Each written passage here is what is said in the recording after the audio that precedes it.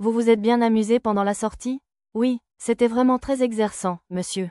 De retour au manoir de la capitale royale, Tama et Pochi racontèrent avec enthousiasme le plaisir de la sortie au reste du groupe par de nombreux gestes. En plus de leur meilleur ami, ils semblaient désormais avoir des hommes de main. À entendre la nuance tenait plus d'un apprenti que d'un serviteur. Quand j'ai vu la fusée de signalisation s'allumer, je n'aurais jamais deviné qu'ils combattaient un tigre de l'air.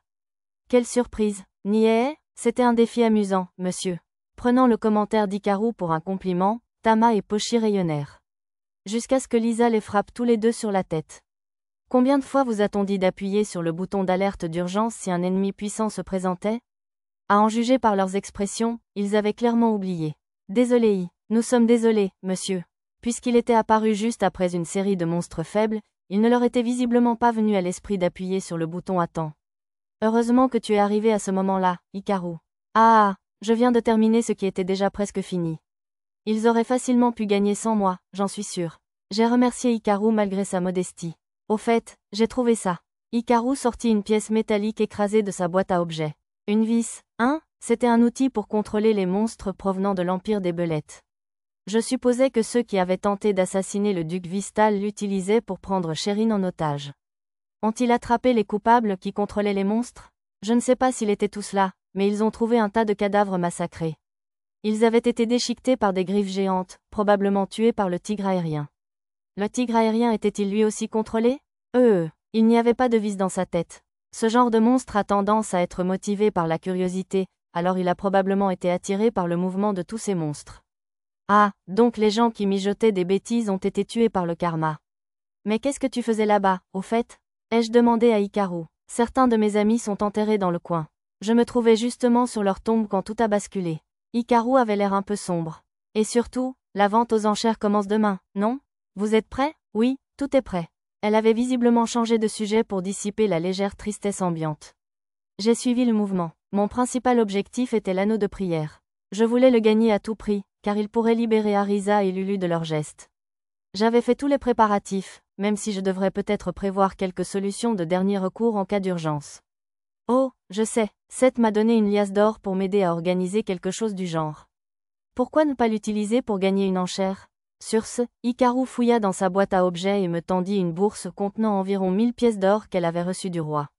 Dans ce cas, tu peux aussi utiliser ce que j'ai gagné en aidant Mademoiselle Nina et la compagnie Eshigoya. Arisa sortit également une bourse, incitant le reste du groupe à empiler l'argent de poche de leur sac féerique sur la table. C'est peu, mais, maître, je vous donne mes réserves, je vous le déclare. Tenez, c'est le prix que j'ai gagné lors de mes batailles à Labyrinth City. Lisa avait une réserve conséquente. Pochi donnera aussi son argent de poche, monsieur. Tama aussi? Tama et Pochi fouillèrent avec enthousiasme dans leur sac féerique, sans grand résultat. Je l'ai trouvé, monsieur. Pochi trouva une pièce de cuivre et la déposa sur la table avec un grand sourire. Les épaules de Tama s'affaissèrent, elle ne devait pas en avoir trouvé. Désolée, dit-elle d'un ton découragé. Je lui tapotai la tête.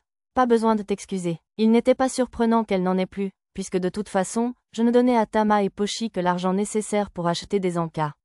Sans doute l'argent que je leur avais donné pour le nouvel an avait-il déjà été transformé en brochettes de viande.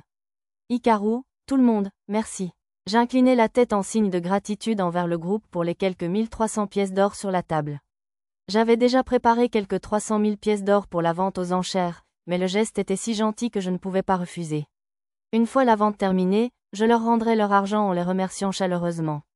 Salut, Satou. Comment est la salle des ventes? Le hall principal est à peu près aussi grand qu'un stade. On m'a dit qu'il y aurait plein de stands et de stands de restauration sur place le jour J, un peu comme un festival. Les autres filles semblaient fascinées par ma réponse à la question d'Hikaru. Je vais probablement rester coincée dans la salle des ventes toute la journée, mais je vais vous donner à chacun un peu d'argent de poche pour que vous puissiez en profiter pleinement. Passionnant. Ouais, monsieur. Mia et les autres exprimèrent leur enthousiasme. On dirait que c'est le genre d'endroit où il y a plein de pickpockets et de voleurs à l'arraché. Oui, il y en a déjà. J'avais repéré quelques vols en allant avec des membres de la compagnie Eshigoya pour remettre des marchandises à vendre. Il y avait aussi des escrocs près de la salle des ventes qui vendaient des contrefaçons et des membres de la guilde criminelle qui rôdaient, tous capturés et livrés au poste de garde. Qui vous déguisez-vous ce jour-là? Koro, je crois. J'y allais en tant que membre de la compagnie Eshigoya. J'avais entendu dire, lors d'un goûter, qu'il existait un système permettant d'enchérir par procuration, auquel de nombreux nobles participaient indirectement. J'avais donc mis en place ce système pour que Satou utilise un intermédiaire pour enchérir sur des parchemins, des orbes de dons, etc. Bon, pas de triche. Je ne porterai jamais la main sur mes employés. Mon cœur n'appartient qu'à ma bien-aimée mademoiselle Aaz, la haute elfe de la forêt de Bolénan. Il ne me restait plus qu'à remporter l'anneau de prière aux enchères et à libérer Arisa et Lulu de leurs gestes, et ma mission dans la capitale royale serait accomplie. J'étais un peu intrigué par l'Ichiro Suzuki du monde d'Ikaru, mais si la divinité disait qu'il ne viendrait pas, tout irait probablement bien. S'il y avait 2 anneaux de prière, j'utiliserais l'autre pour souhaiter à Hikaru de retrouver son Ichiro. Ah oui, j'allais oublier. Hikaru, je voulais te demander un service. Autant faire un dernier coup stratégique.